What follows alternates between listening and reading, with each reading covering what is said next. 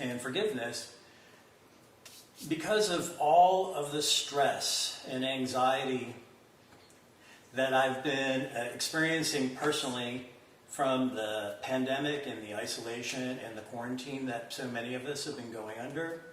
And then when I look at what's going on in social media, the news, the politics in our country, and the cultural wars that have been erupting in the last few months, it has brought up a lot of fear, anxiety, worry, doubt.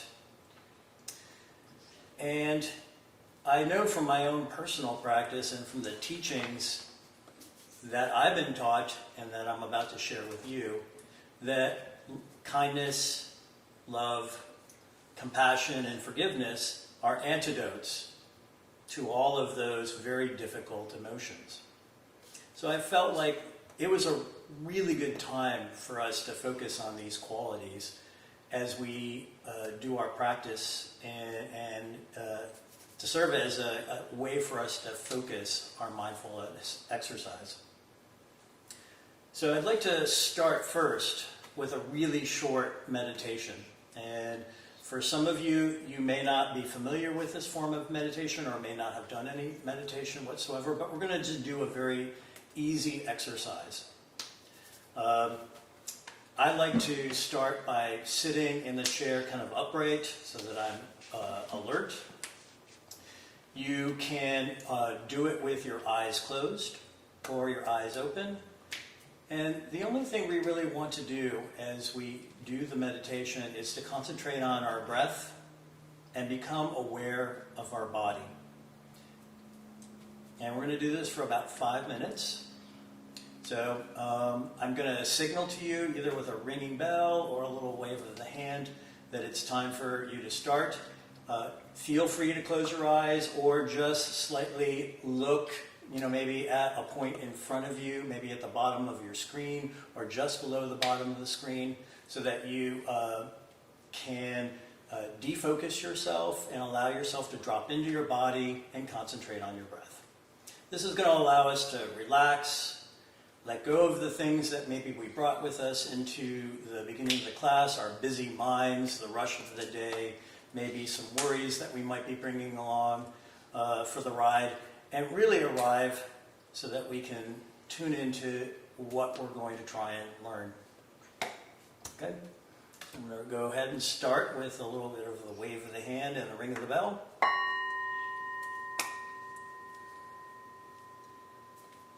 As we arrive and we sit here and we drop into our meditation, I want you to just take a deep breath.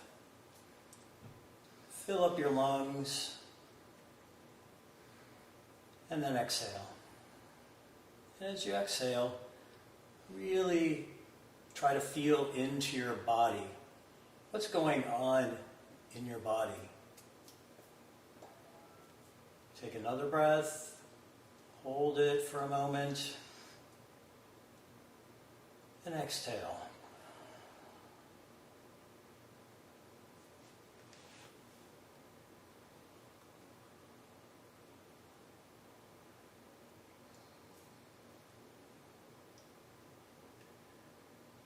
For you that may be a little bit new to meditation, I suggest maybe counting your breaths as you're breathing. Count 1, exhale. Count 2, exhale.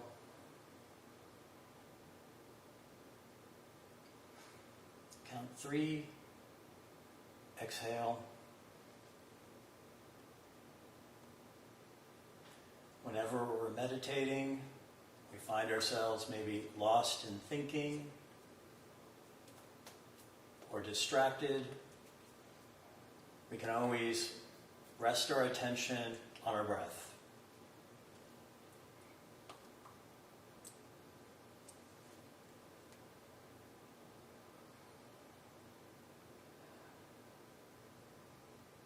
When we are born,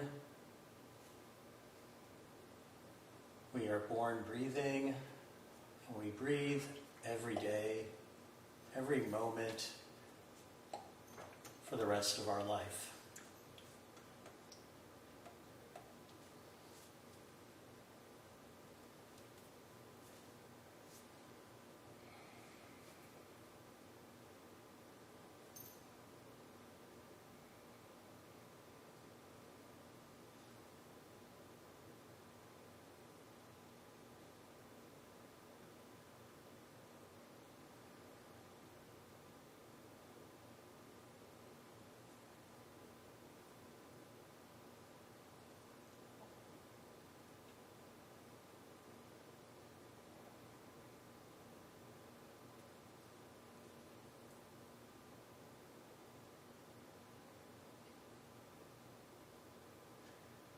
As you're sitting here and you're paying attention to your breath, I encourage you, be aware of your body sitting in the chair.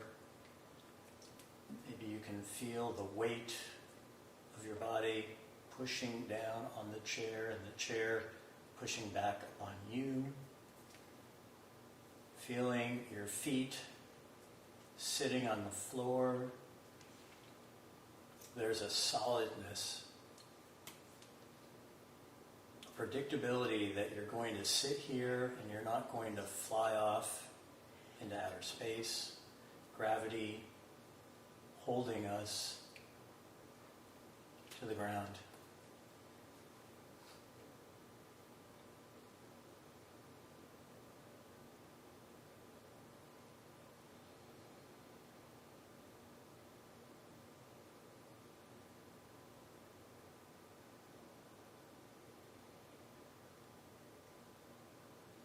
In a few moments, I'm going to ring the bell, and that's going to signal the end of our meditation. And I want to encourage you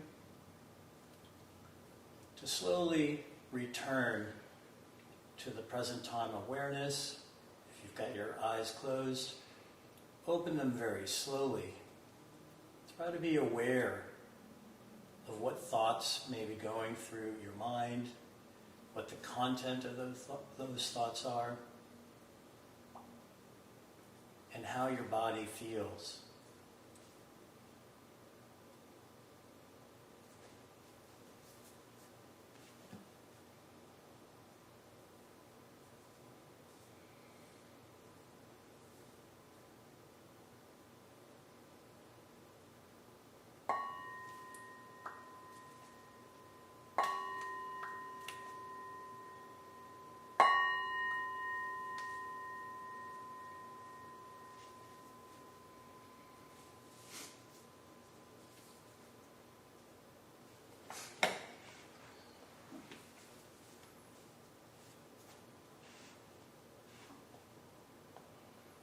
Thank you.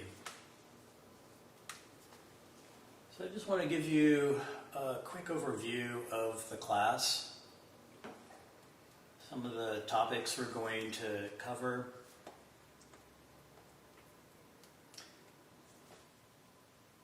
And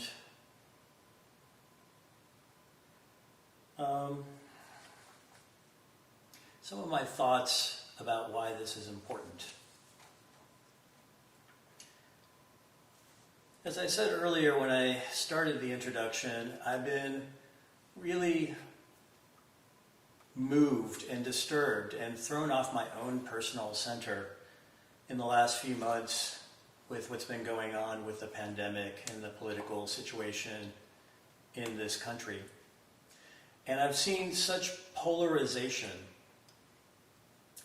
between people who are friends, people who are in families, people in the same community.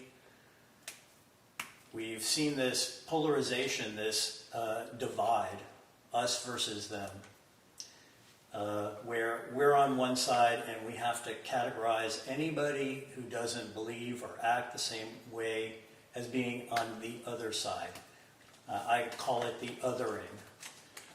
And we've lost our ability to see the common thread of humanity running through all of us. What brought me to mindfulness meditation was the mindfulness part. And the definition of mindfulness when it comes to practice and developing what I call the neural pathways and relearning how to use our mind, the definition is the awareness cultivated by paying attention in a sustained way on purpose to the present moment, and do it without judgment. And what that means is we arrive in what is happening right this moment, whether it's pleasant or unpleasant, and we open ourselves to the experience.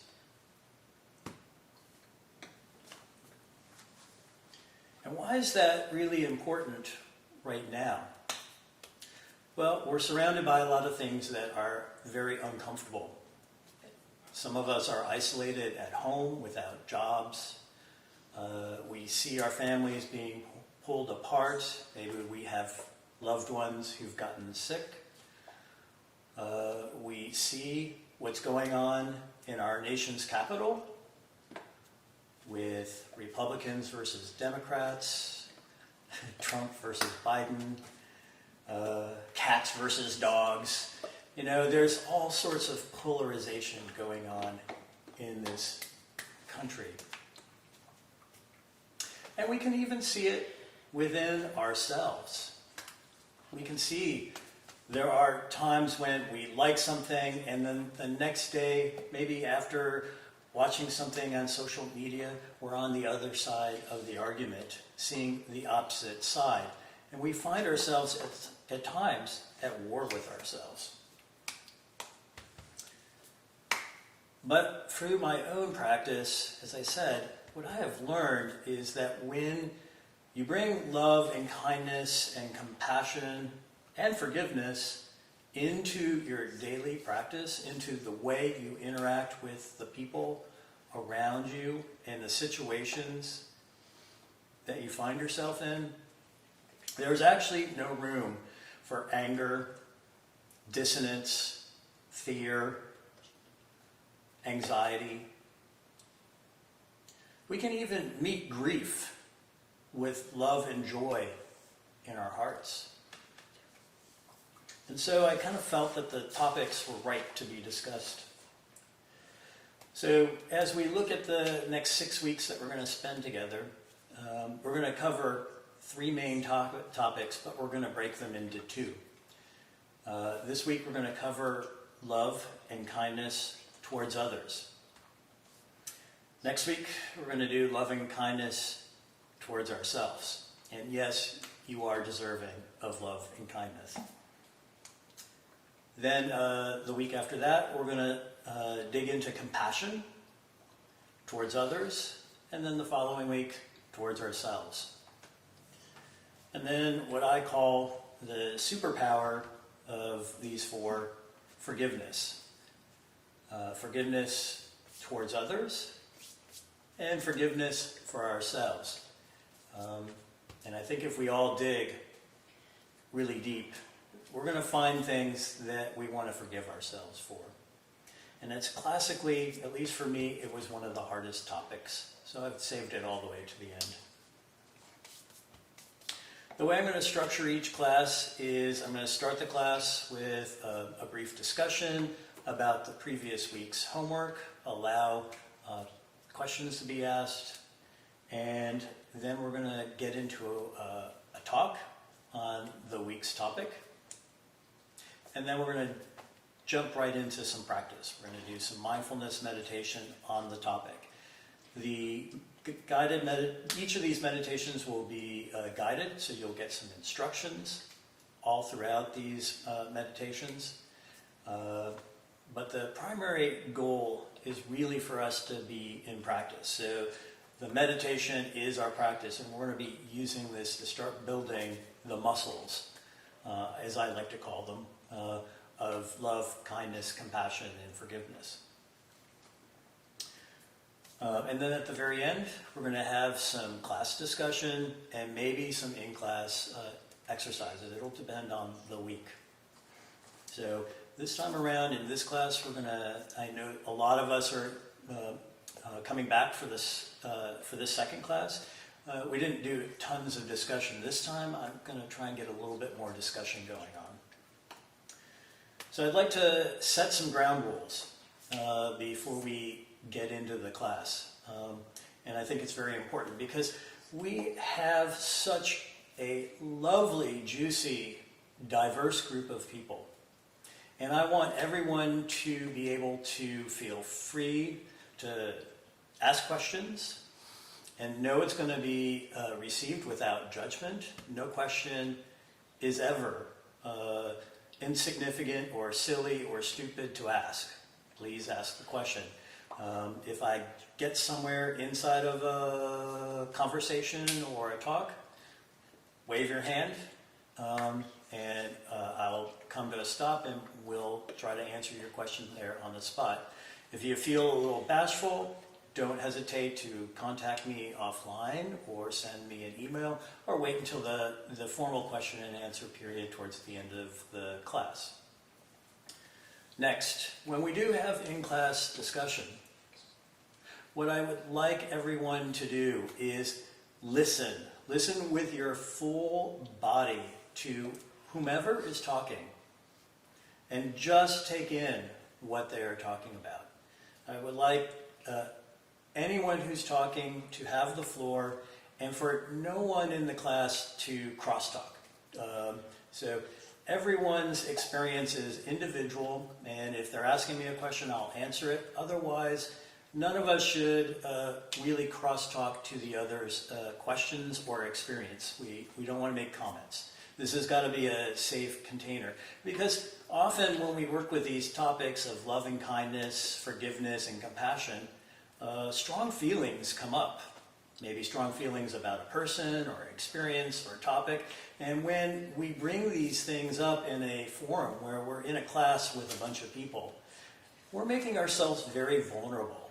And so I want to make sure that everybody feels safe and protected and understood, regardless of what they have to say and how it may differ from anybody else's thoughts, feelings, or experiences.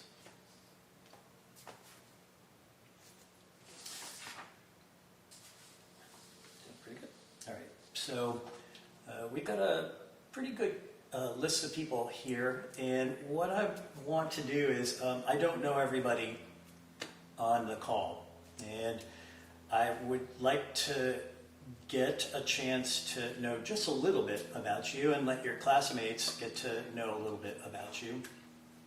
So I'm going to ask you to unmute yourself. I'll unmute you, and I would like you to do three things. I would like you to introduce yourself, make one comment about why you felt motivated to take this class, and then if you could do me a favor and give me a little information about whether or not you have any experience doing meditation, formal prayer, if you've taken any sort of mindfulness class, anything that might give me some idea of what your level of background might be around the topics that we are going to be investigating here and the techniques that we're going to be using to investigate them.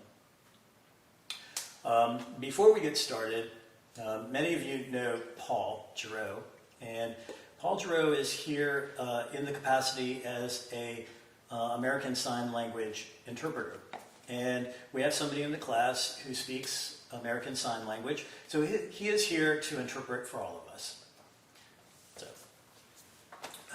So I'm going to start from the top of the list here, and I'm going to work my way down. Hold on a second, I just need to move something. Fuchsia, could you, let me see. I'm going to start with Fuchsia and work my way down my list here.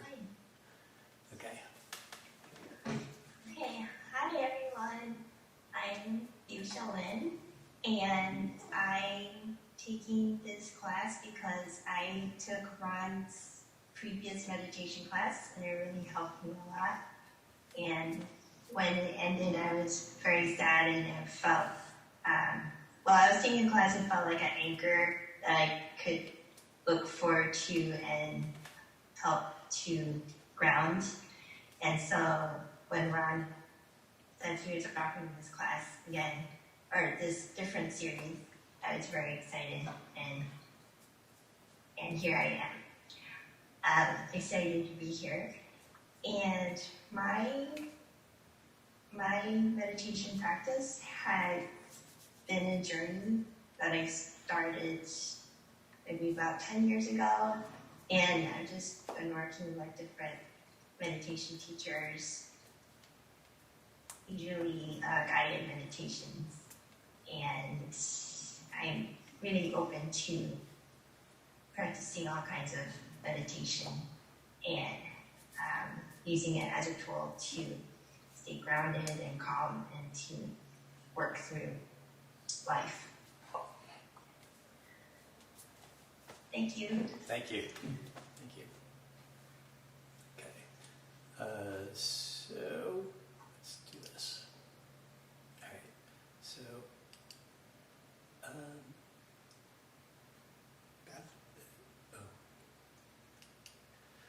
Beth, could you unmute and do us a favor and share your experience and your name? Hi, I'm Beth in near Portland, Oregon. I took Ron's class. Ron, I took your class last time, and it was a huge help in just dealing with some anxiety. I was let go from my job in April, and I've been just really, in spite of the pandemic, just really enjoying the summer until recently.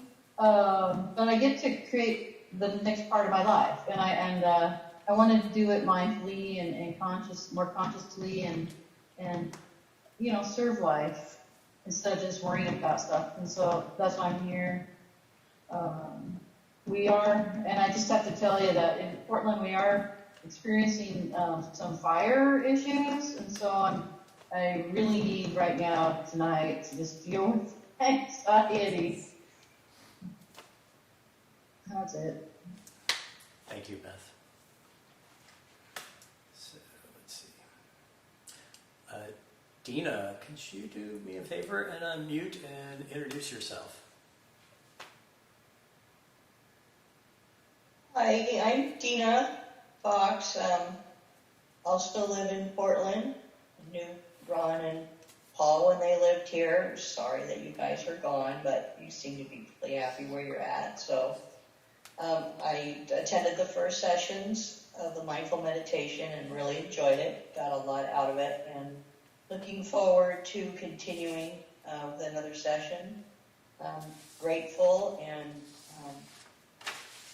like everybody else, there's so much going on, and like Beth mentioned, the fires are, it's always been a bad fire season, but this year is worse. I talked to a gentleman tonight that lost his home, but it's part of life, and doing a practice like this helps us to, I think, get back on track with our controlling our emotions and just dealing with what's going on around us. So I'm glad you're back. I'm glad everyone's here, and I'm glad to see such a great group, a big crowd. So thank you, and I'll mute back again. Okay. Or unmute. Okay. Next on the list, Aaron, could you do me a favor and unmute and throw your voice in the room? Hi there, can you hear me? Yes. Okay, good. I'm Erin. I am currently in Phoenix, Arizona, although I typically live part-time in San Francisco and travel extensively. This year, with the pandemic and personal issues, I've been stuck in Phoenix for a very long time. And with the extreme heat here, I haven't really even been able to leave the house. So one of my forms of meditation isn't the sit-down type, but I'm a runner. And with the heat here, I haven't been able to really go outside for about 5 months. And so as that form of meditation, I've not been able to do it. And I'm taking this class because I'm having a huge amount of loss in my life, personal issues and interpersonal issues. So I reached out to Ron as a longtime acquaintance and friend because I'm hopeful that I can start to see some positive changes in my life. Thank you for being here, Erin.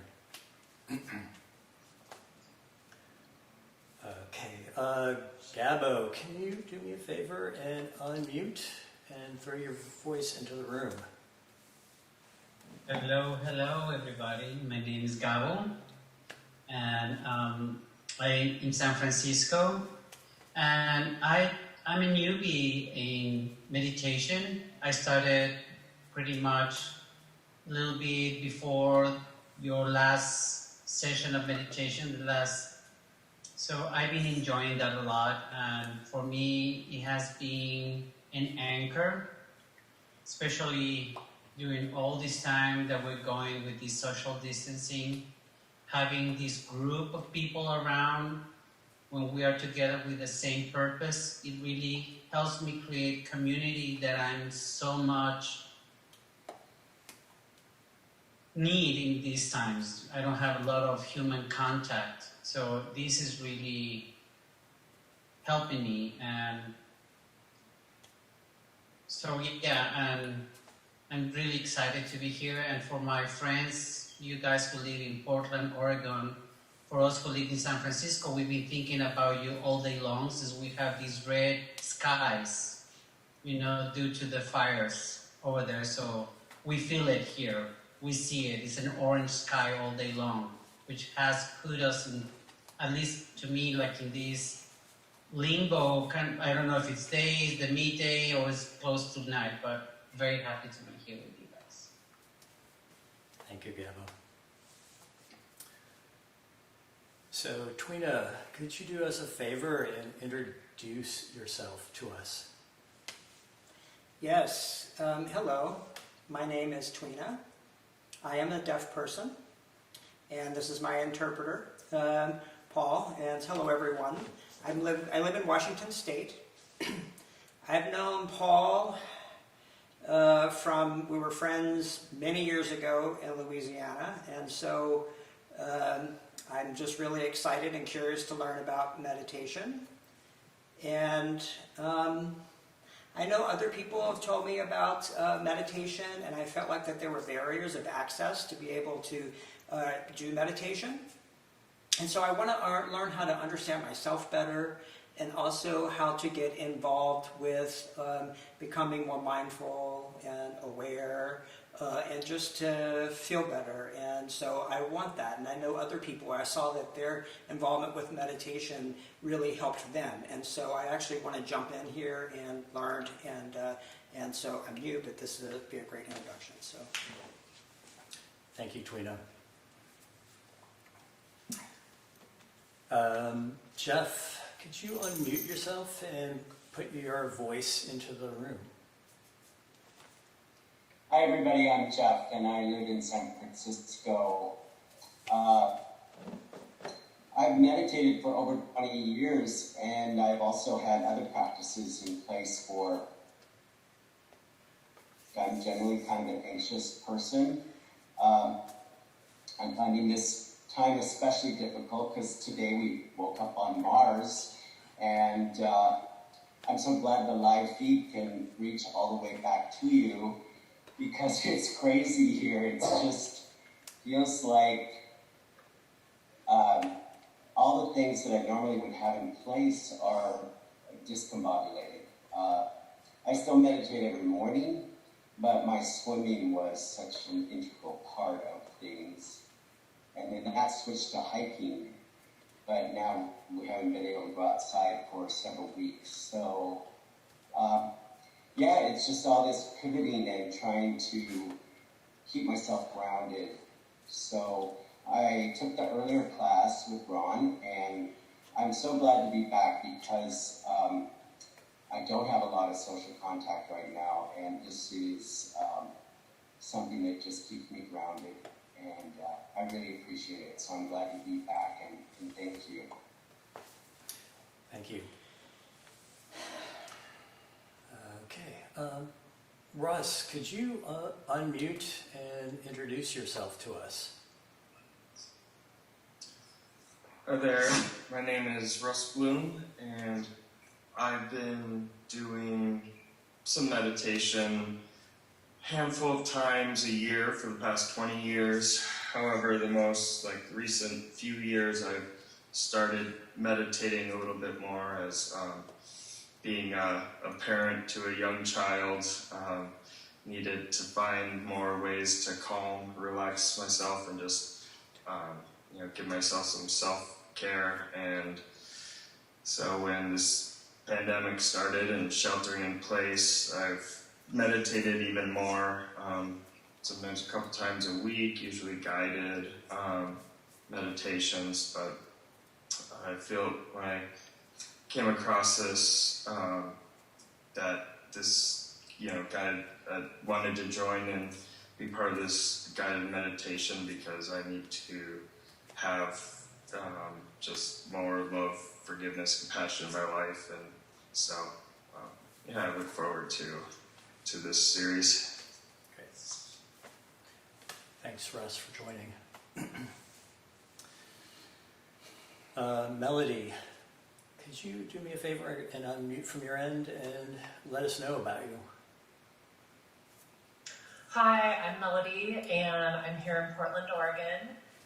And the reason I'm here, I took Ron's last class and loved it, and I just adore Ron. He's a good friend, and was very excited about him offering this second class. So I've been meditating for many years.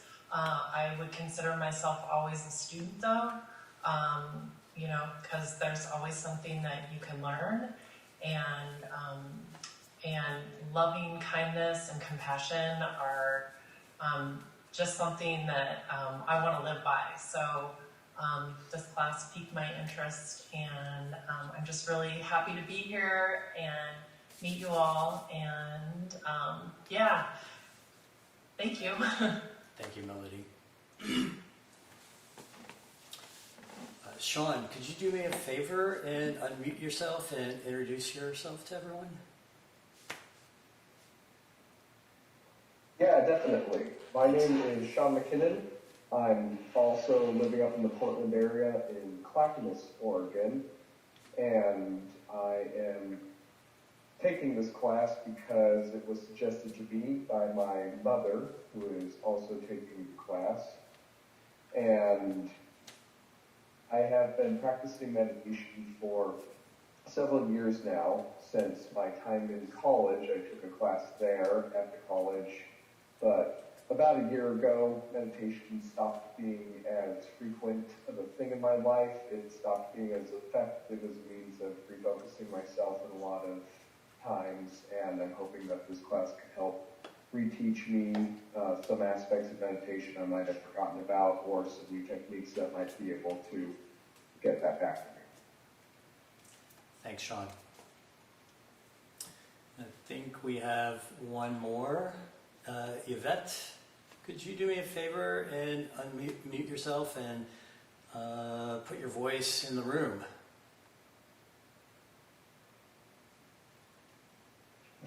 Hi, can you hear me okay? Yes. Okay. I'm really happy to be here. I love you both so much, and it's nice to be in this safe container with you all. So I'm just looking forward to the next few weeks of doing this. I feel everything that you guys are saying, and I'm happy to be here to have any guidance on how to meditate better and to, release stress and live in light and love and positivity. And I've been evacuated from my house for 4 days from the, I guess they're calling it the El Dorado fire. And so every day my prayer is that the winds don't turn and bring the fire back around my house. It was right across the street. But, and so that's my prayer, that it stays away from my house and doesn't burn any more houses. And I'm thankful for times like this, how I feel like the universe shows me how blessed I am to have people in my life that are so loving and so sweet. And so I'm thankful that you guys are doing this at this time. What a blessing. I'm thankful that my boyfriend has an RV and we could be by the beach right now and meditating at the ocean. That's so healing. But I want to learn more meditation. I want to learn all the tools that I can apply when I meditate to just help me be more grounded and mindful, you know. So you know, the self-care that's involved when meditating. You're really just taking that time to say, you know, I love myself enough to not focus on anything else but my own breath and my own space at this time. And so I think that's a really beautiful thing, and I'm so thankful that you guys are doing this. So thank you. Thank you, Yvette.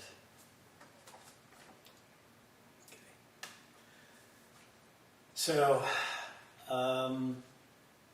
there's so many threads here that I picked up on, so many common points in our experiences. Hearing a lot of stress and anxiety, a desire to ground and calm myself, a desire to clear my mind of worry and anxiety and fear.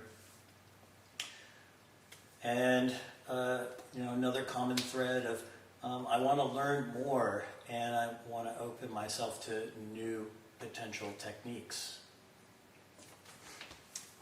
So it's exciting.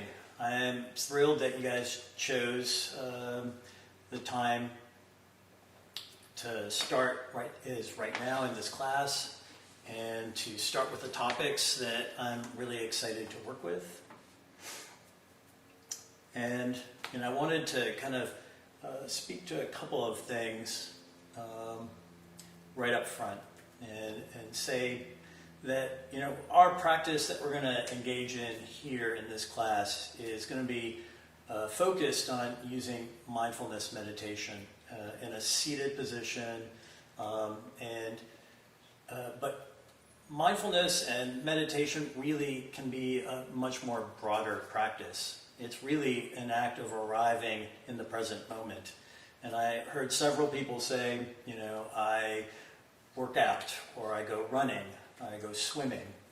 And, for myself, when I work out, that's one of my mindfulness practices as well. So, just because we're practicing here and using our breath and these guided meditations to bring ourselves into a state of mindfulness and to practice being mindful, there are all sorts of other avenues to becoming mindful. So if you find yourself struggling with sitting still, then being silent, there are other ways, and so there are other mechanisms. So do not give up. If this doesn't work for you initially, you can use other practices as well to bring this sense of present moment awareness. So let's get into the meat of our topic for the week, which is love and kindness. And I always find it useful to start with understanding what is it that we're talking about. What is love and what is kindness? So I went to the dictionary and I just looked up both words. And the definition of love has kind of two noun definitions. The first one is an intense feeling of deep affection. The second definition is a great interest and pleasure in something. there's an alternative definition, which is a verb. It's the action that's associated with the word love. And that is feel a deep romantic or sexual attachment to something or someone. So I think, in popular culture and in our culture in general, when we say love, we are often referring to the latter, to the deep romantic and sexual attachment between us and somebody else. But I think for the purposes of this discussion, this investigation, we're going to set that one aside, and we're really going to be looking at the intense feeling of deep affection and the interest in pleasure in something. So let's move on to the word kindness. What is kindness? Its definition is the quality of being friendly, generous, and considerate.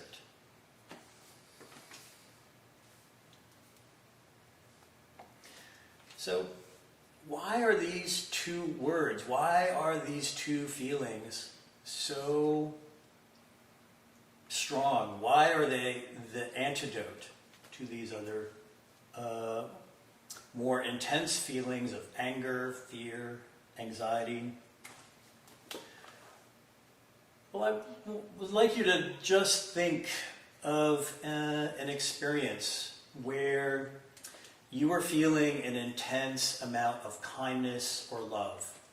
I think maybe a lot of you might be parents, so maybe the arrival of your child when it was born and your first view of that child.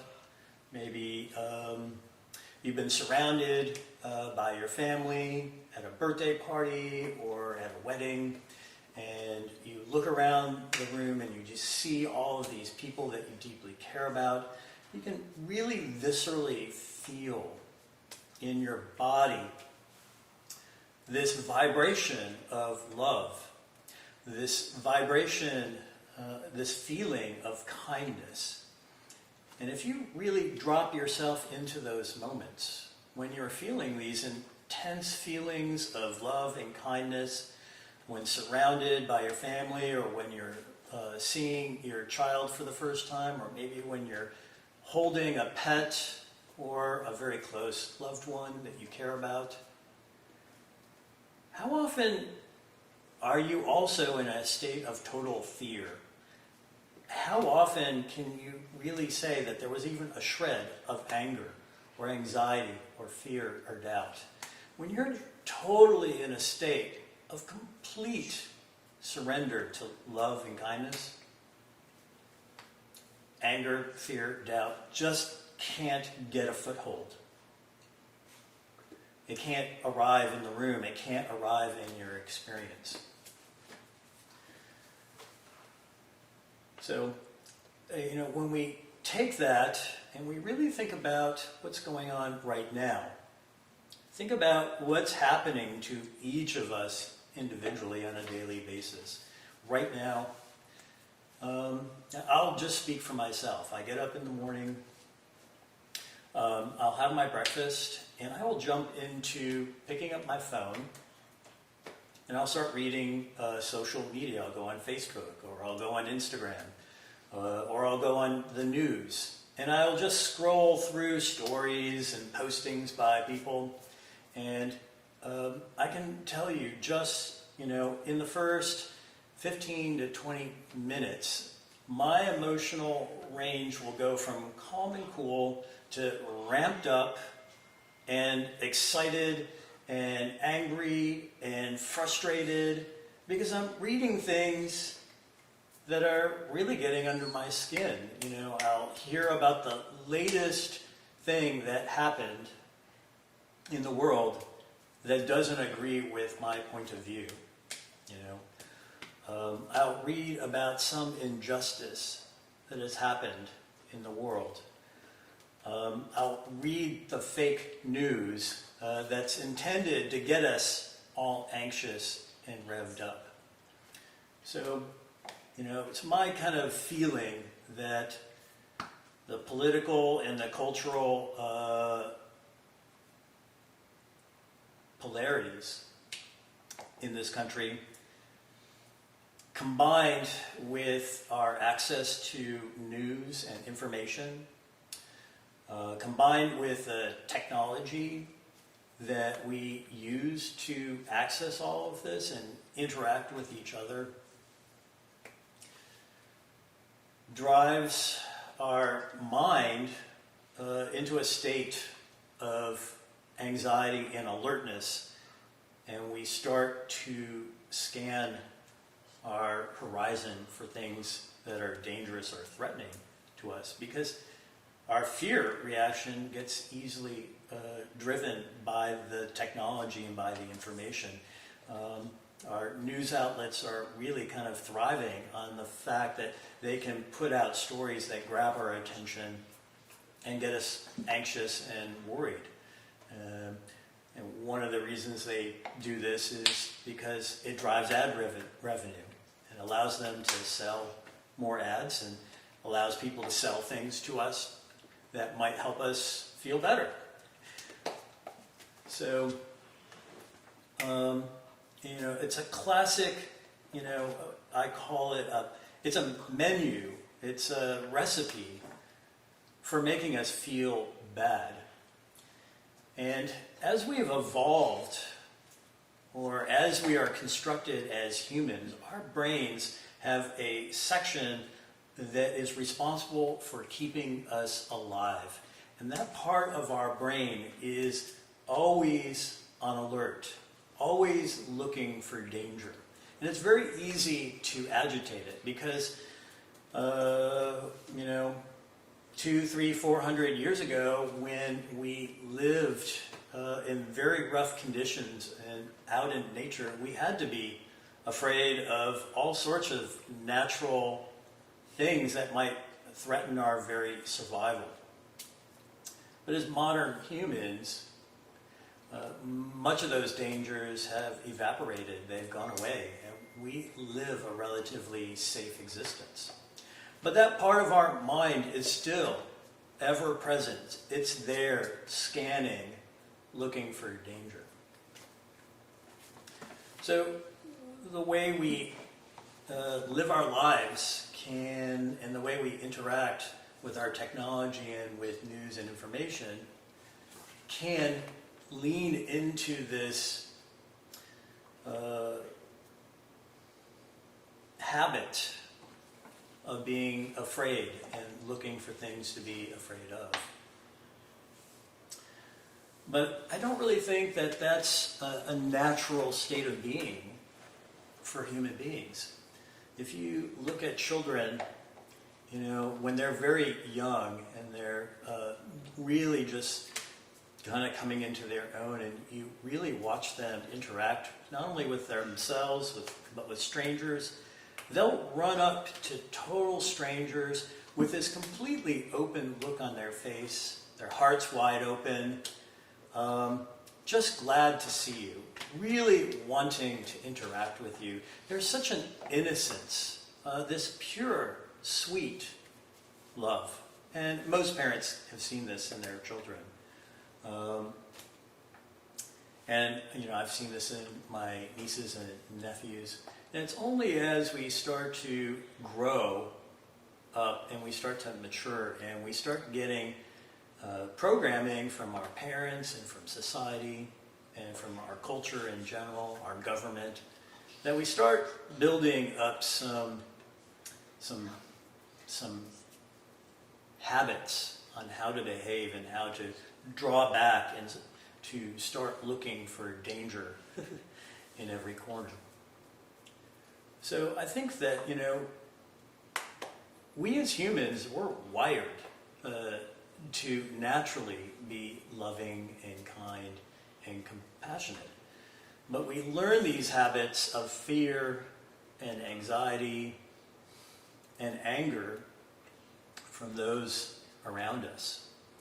And because our mind is naturally intended to look for dangers and to bring us into a state of alertness by making us angry or making us fearful so that we can be aware to keep ourselves alive, because that's what happened when we lived out on the prairies or in the jungles or in the forests all over the planet, as we were slowly evolving into the humans that we are today.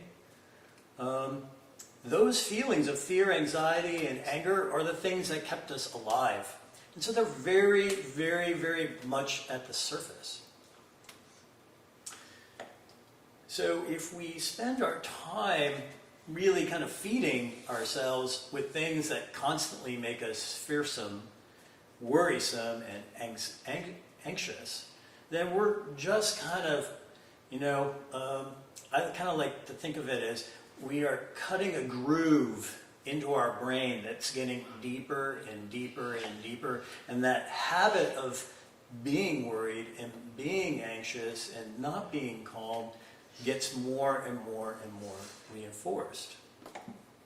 So, what the invitation is when we practice mindfulness and we practice with the topics of loving kindness is we are wanting to rewire our brains, to start building new connections in the brain and new habits, to start shifting the balance in a direction where more often than not, we're in a state of love and kindness, and when those feelings are arising, the other feelings that are less pleasant don't really have room to exist.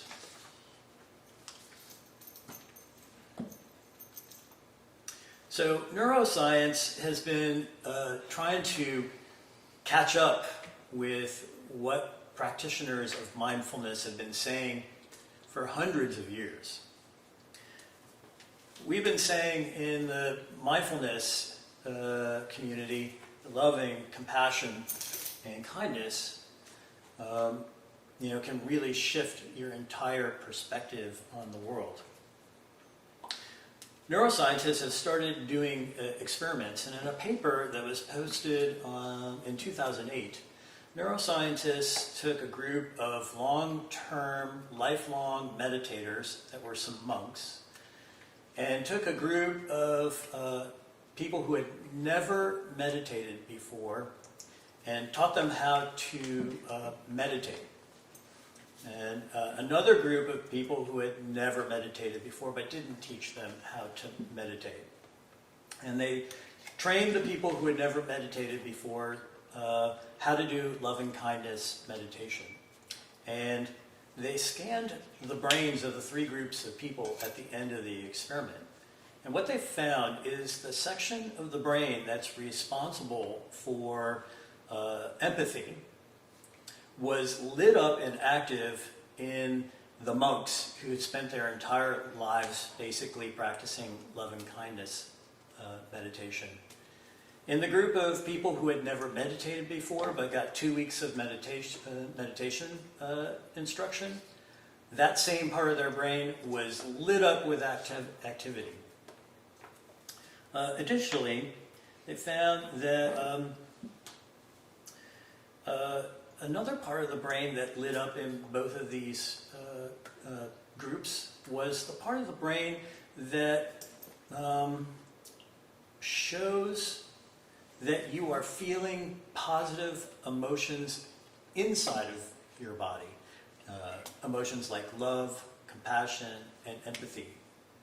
So whenever we experience an emotion, we feel it somewhere in our body. When we feel these emotions of love and compassion, empathy, kindness, they show up in our body, but there's a part of our brain that's responsible for sending those impulses and processing those impulses from the body.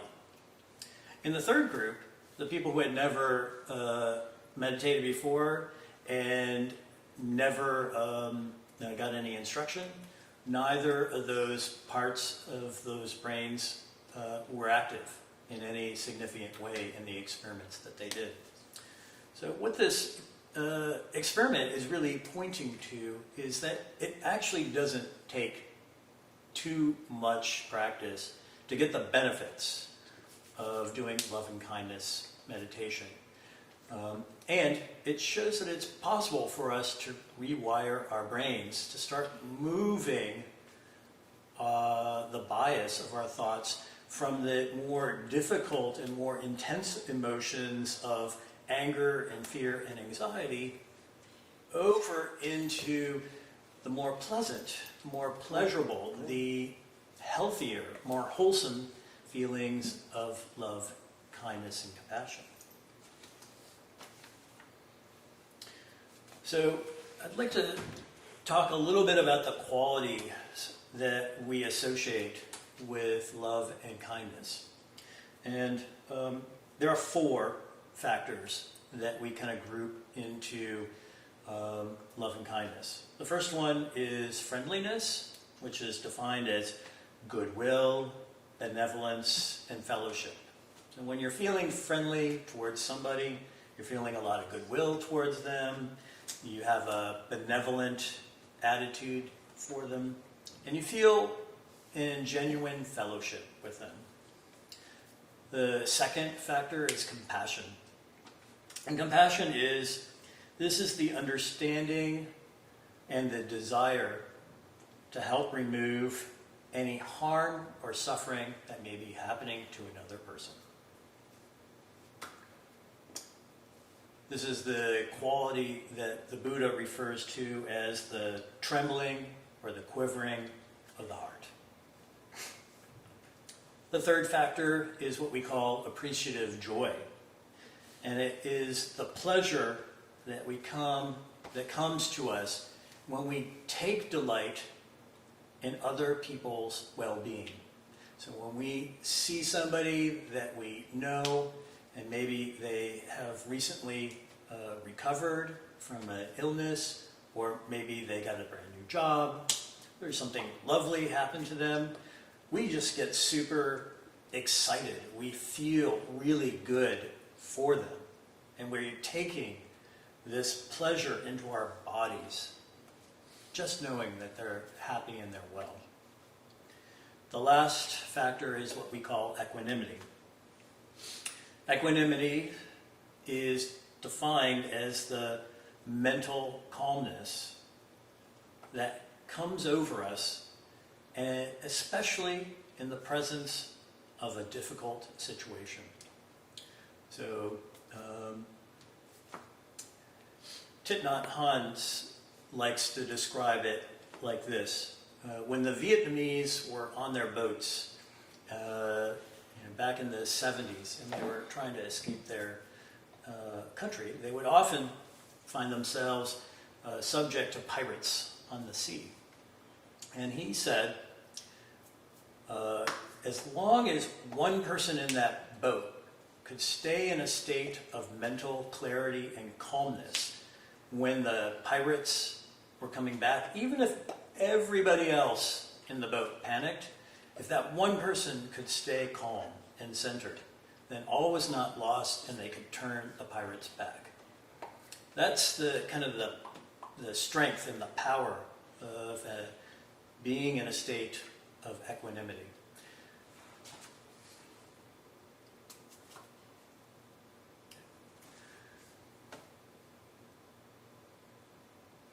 So, run the talk a little bit late. So I want to move ourselves into practice. And I've covered these 4 factors here at the end because we're going to draw these factors together in our practice. And we're going to practice with 2 types of loving kindness subjects. The first one is we're going to work with somebody. When we do loving kindness, what we want to do is we want to bring somebody to mind. And we want to send them wishes of love and kindness. And we often will bring a picture of them into our head, and we will send them or say to them in words silently to ourselves, I wish you well-being.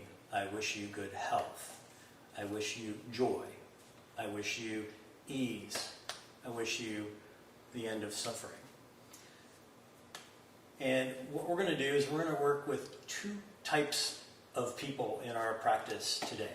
And you're going to get excited about the first one, and you might feel a little resistance about working with the second one. We're going to work with the first group of people that we're going to work with is somebody that we have a relationship with, that we regard with warmth and kindness. Somebody that we made love. It could be a friend, it could be a loved one, it could be your pet. Anything that brings feelings of warmth and kindness. Anything that might bring up fond memories. Any sort of interaction that is easeful, that you really don't feel any resistance to sending that person love and kindness. The second group, we're going to work with something a little bit more challenging. And for some of you who may be experiencing some difficulty in your life right now in dealing with certain individuals, I would suggest to you that if the topic is really hot, please do not pick a difficult person that you're having really powerful emotions with. Maybe you can pick somebody who you recently had a disagreement with, but in general, it was just a disagreement. Don't pick, don't pick your ex-wife. Don't pick your favorite political figure in your life that you love to hate. Try to pick something that is a little bit calmer. For those of you who may have been practicing for a while and feel like you want to start working with something a little bit hotter, then go ahead and pick somebody that's difficult. But whatever you do, try to be gentle. If you find that as you're getting into the practice and you're sitting here with your eyes open or eyes closed and you're feeling a really difficult set of emotions, try to sit with those emotions for a little while and then back off. And I'll give you some instructions on how to back off and move into a state of ease before you move back and maybe work with something that's a little bit more difficult. So I don't want you to worry that I'm going to leave you hanging in silence for too long, so I will occasionally interject with some words and some guidance and some instruction. At the end, you'll hear the bell, or you'll see Paul or myself signal, and that will be the signal to come back. So I'm going to encourage you to get into a comfortable position, sit, get your feet solid on the floor, feel your buttocks firmly in your chair. And if you're feeling comfortable with closing your eyes, close your eyes.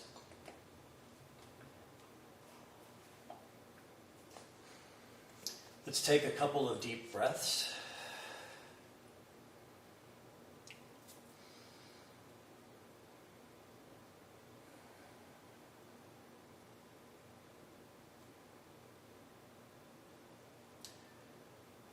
So we're going to start out with bringing an image into our mind of someone that we care about, a friend, a loved one, maybe our pet. It doesn't even have to be somebody that we know really well. Maybe it's somebody that we want to know, that we've known and admired for many years, but not even talked to. Bring an image of them into your mind.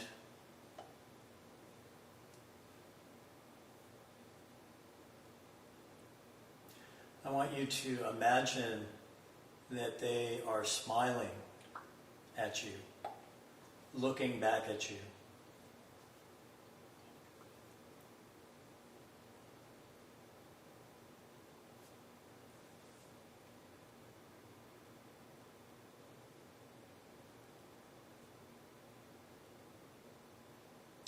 I'm going to give you some words that you can repeat to yourself.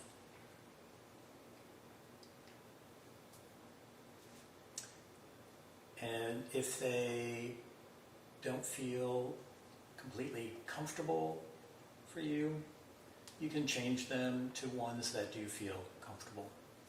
But here's some suggestions. I want you to visualize this person, and they're looking at you, they're smiling warmly, they're looking into your eyes, and I want you to say, I wish you joy. I wish for you continued health and well-being.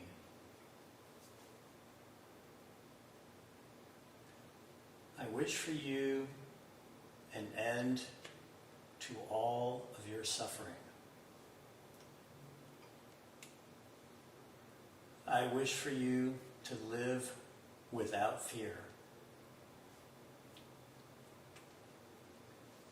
I wish for you to be joyful.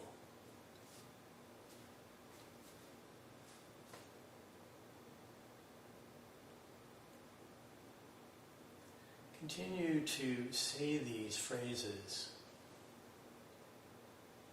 directing them to that person that you have chosen, that smiling, warm face.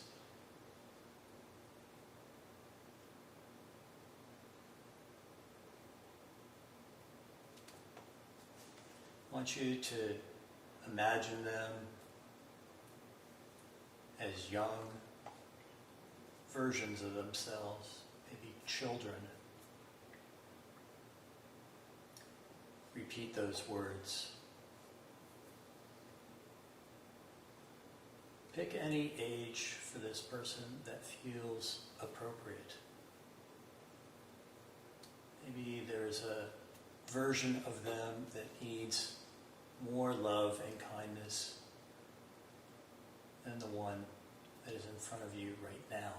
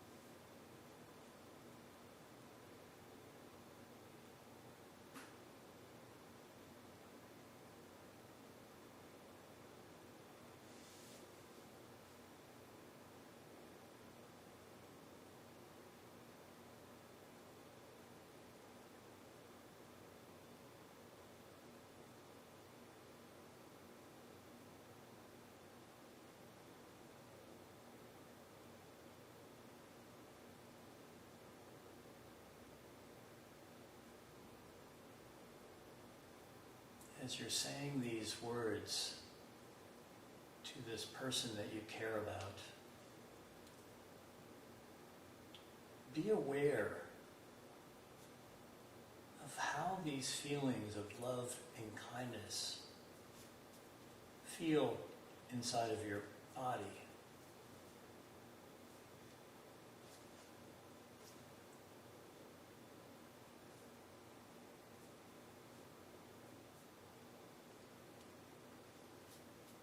Be aware of any sort of change in your body. It could be simple things. It could be really intense feelings. Maybe you'll feel some beating and swelling in your chest. Maybe there's a slight smile on your face. Be aware of any changes as you're sending best wishes of love, kindness, the end of suffering, good health, joyousness, to be free of fear,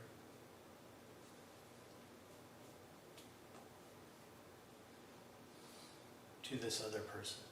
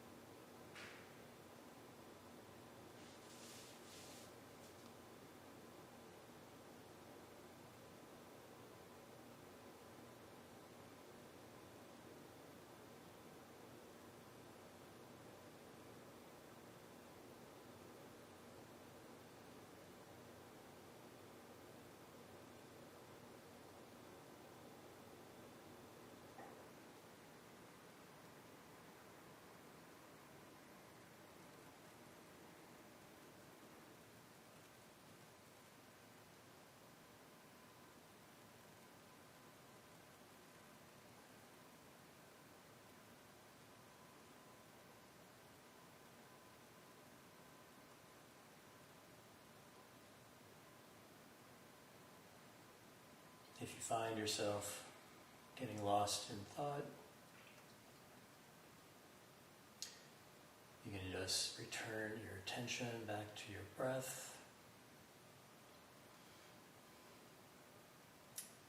Bring the image of your loved one back to mind and start over again.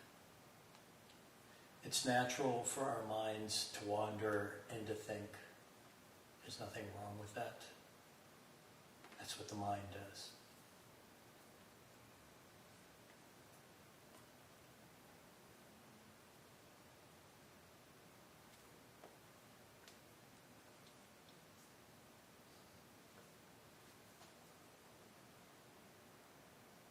If you're so moved while you're saying these phrases, sending goodwill to your friend or your loved one, you can put your hand on your heart.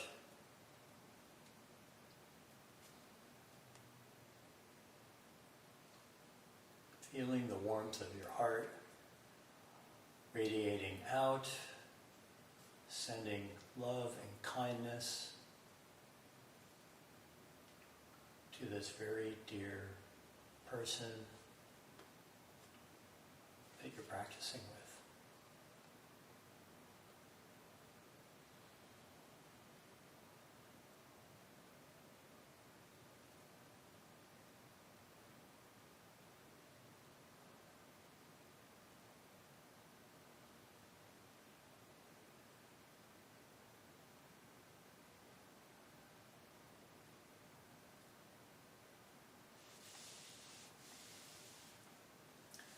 Take a moment, take a couple of breaths, say goodbye to your friend, thank them for being here with you.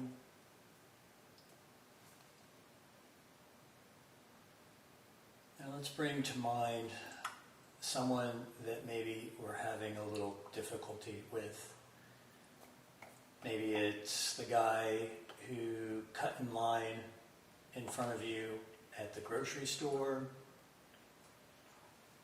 Maybe it's someone you recently had a disagreement with you're feeling particularly resourced, you can pick somebody even more difficult. Don't be afraid to push yourself a little bit if you've got some practice under your belt. If you're new to the practice, let's start gentle. We can always work up to more difficult people later.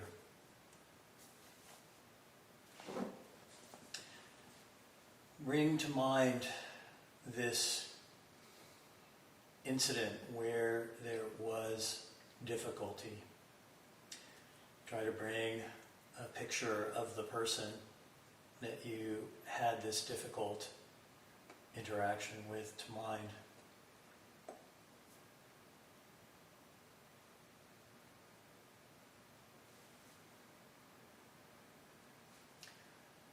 I want you to imagine them maybe with a neutral look on their face, or maybe a smile. If you're having a hard time visualizing them, just try to bring the essence of what happened to mind. This experience where things didn't go very well.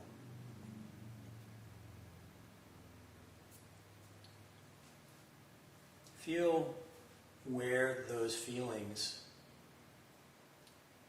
that start to arise as you visualize this person and this experience, where those feelings start to land in your body. Maybe you feel clammy hands, maybe your chest starts getting tight, or you feel a little bit of stomach tightening, maybe a small frown is starting to form on your face.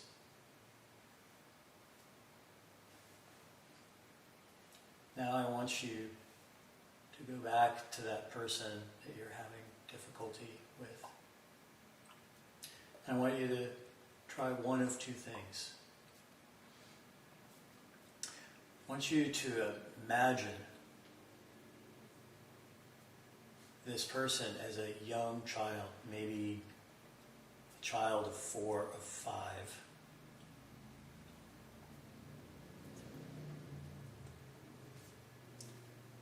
Or maybe you can see them at a time in their life when you weren't having difficulty with them. Remember or visualize them as laughing and joyful, free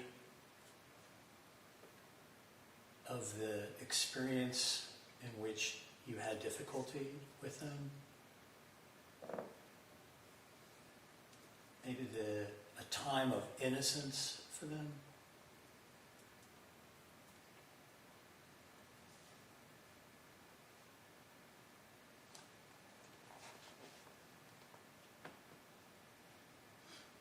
Maybe you'll see a smile on their face.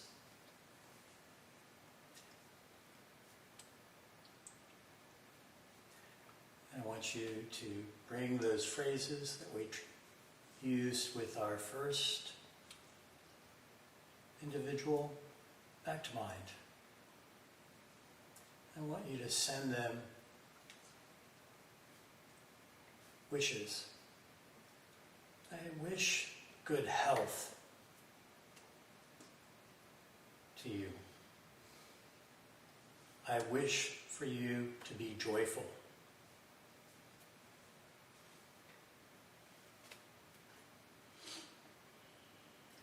I wish for you to be free from suffering. I wish for your life to be full of ease. May you be free from fear. And may you be joyful and happy.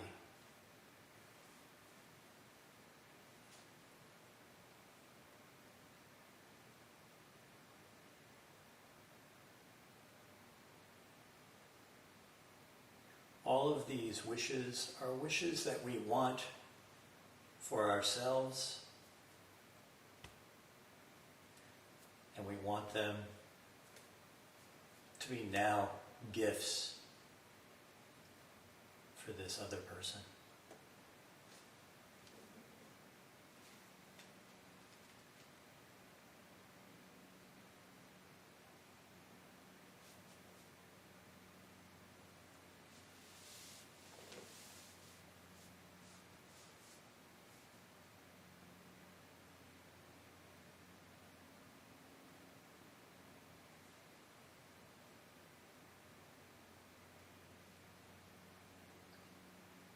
If you're finding some difficulty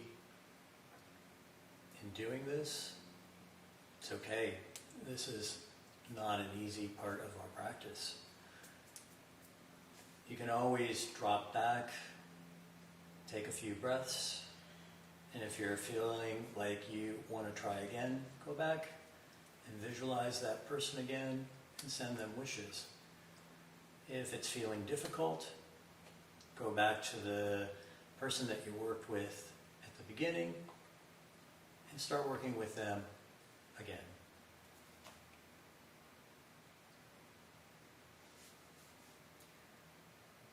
The purpose of the practice is to practice. Doesn't matter whether we're working with an easy person or a difficult person.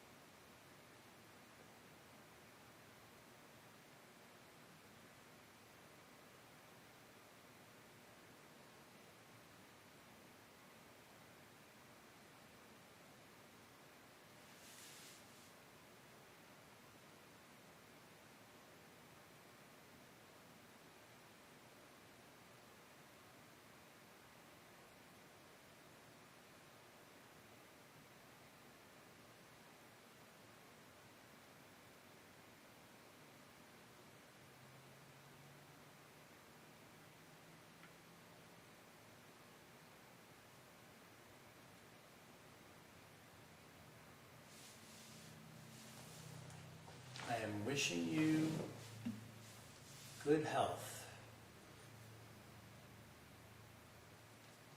I am sending you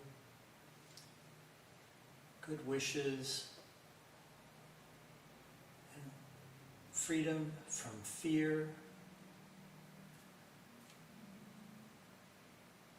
I wish for your end of suffering. I wish for you to be happy and healthy.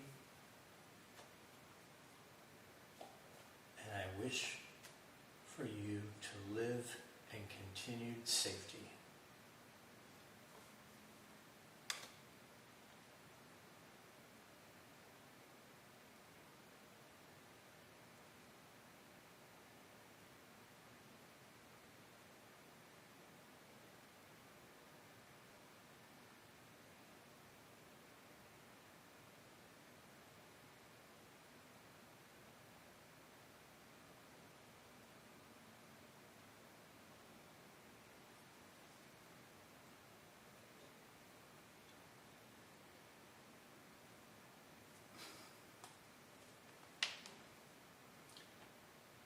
In a moment, you're going to hear the bell.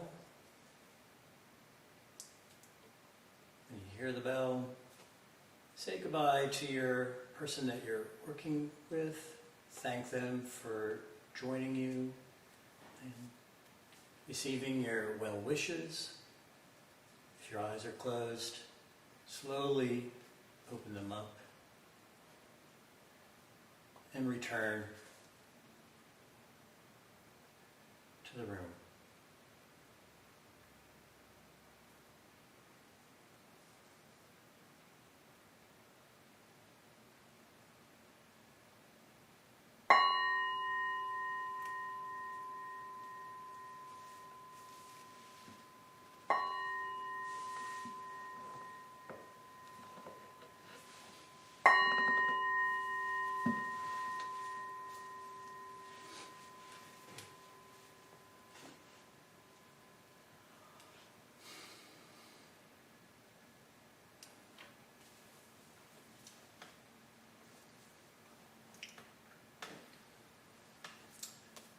So I'd like to thank you for your practice today.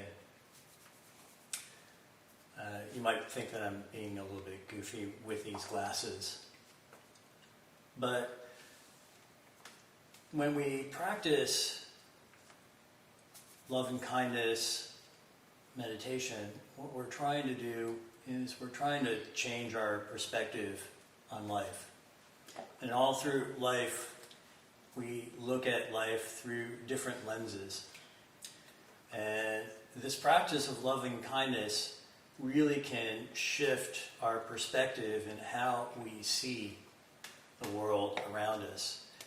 We can see it through the lenses of fear and anxiety, or we can see it through the lenses of love, kindness, compassion, empathy, joyfulness, happiness.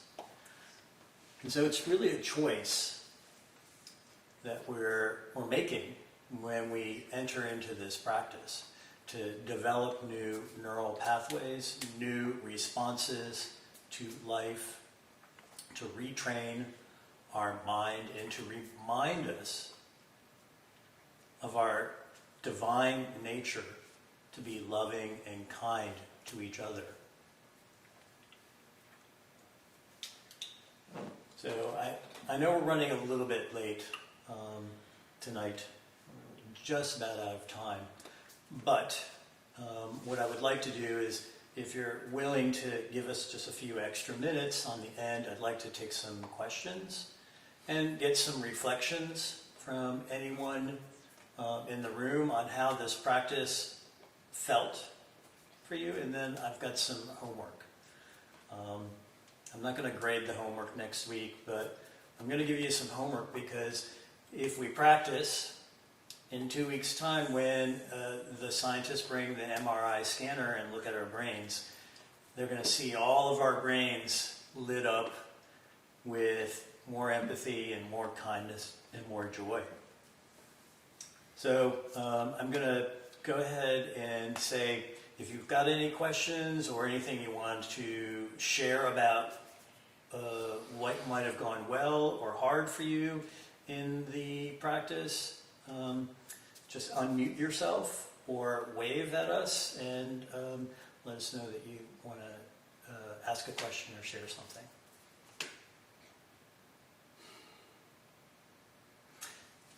Yes, Twina.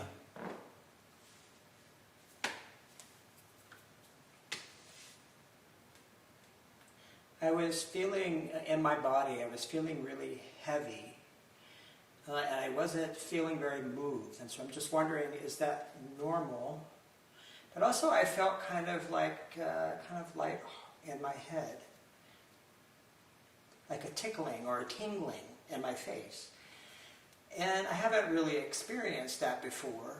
And so I know I'm a little warm and I'm sweating right now, but is it normal to feel tingling? Is it normal to feel things like that when you're meditating?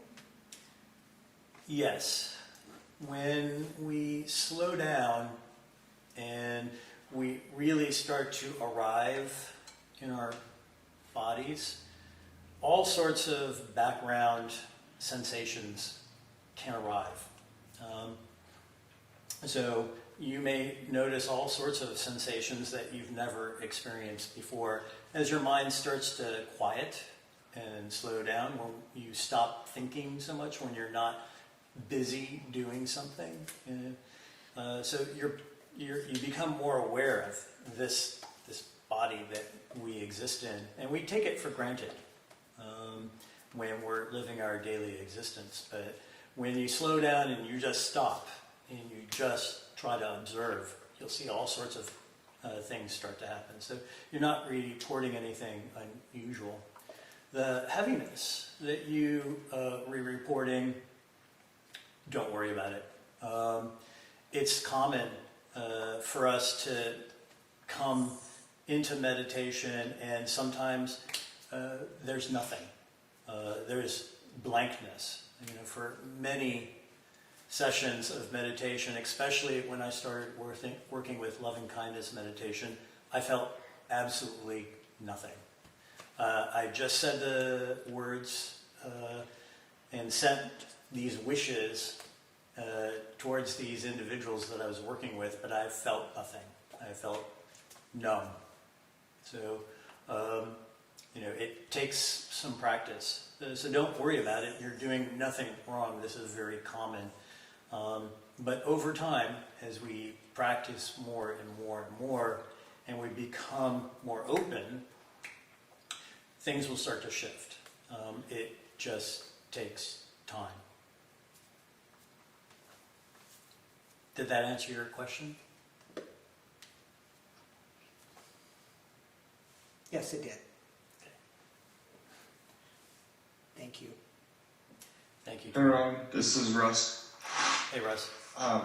Yeah, I experienced that same lightheaded, kind of tingly, like my head is floaty. But I was also able to feel a lighter body. And one of the things I do when I practice meditation, I feel breathing into my body, like so it helps bring the chi into the arms, the legs. Maybe that with more practice, Twina, we'll get there more, but also that breathing technique and putting that chi throughout the body is something that helps me to keep that lighter body too.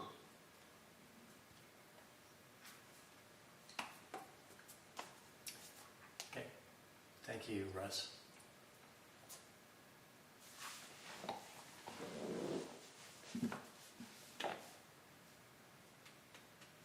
Yeah, go ahead. So one aspect of meditation that I've always kind of struggled with has been the idea of what to exactly do with my emotions as I'm coming into the meditation and trying to use it to like refocus myself. I think in the past, I've kind of used it to almost negate them and cover them up. But I've heard from some people that that's not necessarily the best thing to do with the other emotions. But what is your take on that, I guess? My take on that is if you're trying to negate emotions as you're coming into meditation, you're entering into a cycle that we call grasping and aversion. Something doesn't feel good, so you're pushing it away, and you're trying to move towards something more pleasant. The reality is when you push these emotions away, you're not actually confronting them and turning to them and try to figure out why they're there. You're not turning to them with love and kindness and gentleness to become more familiar with what they are. So, my suggestion when you come into meditation and you see these more uncomfortable states of emotion arising, get curious about them. You don't have to go right into them and kind of live with them, but turn to them and try to find out what are they, where are they arising in your body. I think the key in the emotional portion of the mindfulness practice is to get aware of what the feeling is and how it manifests in your body, and become friendly with it. Many times when I'm working with feelings that are really intense, things like anxiety, those are ones that I'd like to push away. And I think the common thing is that the reason we want to try and get away from these hotter and more difficult emotions is we're afraid that they're going to overwhelm us.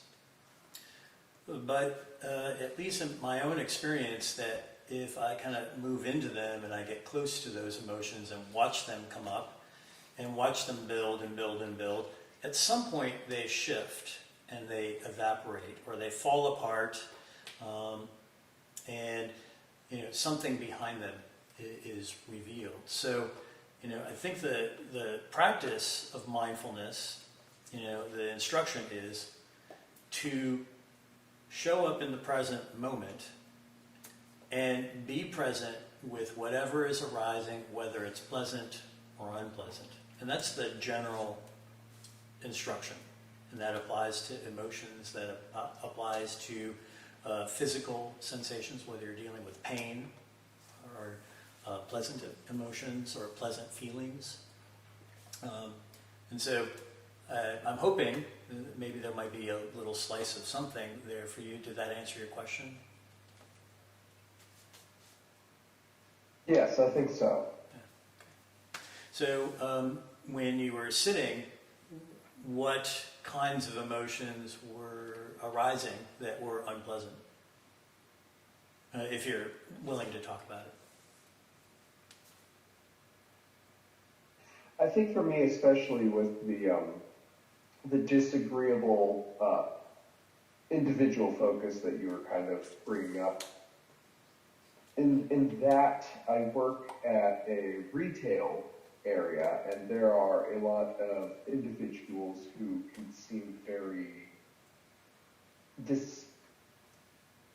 disagreeable, I guess, just to the associates and stuff helping them. And it's very hard for me to give empathy towards those individuals while trying to assist them at the same time. And so one of the, I guess, feelings that would come to me is sort of a tense frustration thinking about those sorts of individuals that happen to appear at my workplace. Right.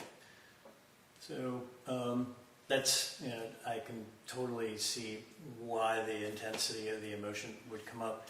One of the helpful things that you might want to try and think about when, practicing this going forward is when you feel those intense emotions arising, sit with them long enough that you can see what they are and you can see that they're not going to overrun you, or at least tolerate them for a little while, and then you can back off. You can either back off in a way where you move yourself back to your breath and just sitting there working with the breath, or you can switch your object of attention to somebody who's easy, somebody that you really truly have an easy time sending loving kindness rather than working with a difficult person, and then go back to the difficult person after you've regained your stability or your steadiness.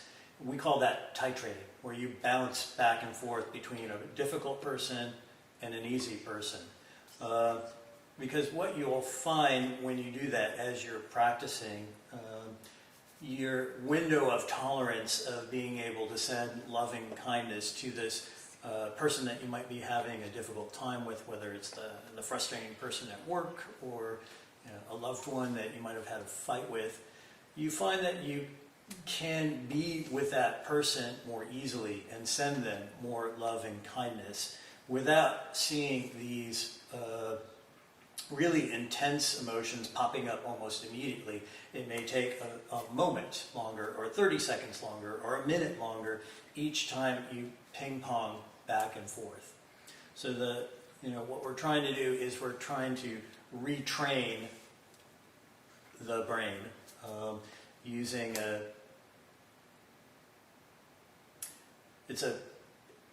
neuroscientists would call it a binaural mechanism, where you're moving back and forth from one end of the spectrum to the other, and you're rewiring across your brain when you do that. Okay. I'm sorry, I like the scientific answer added to the spiritual answer. No, I think it's really interesting, and I appreciate you giving that insight on the scientific level as well.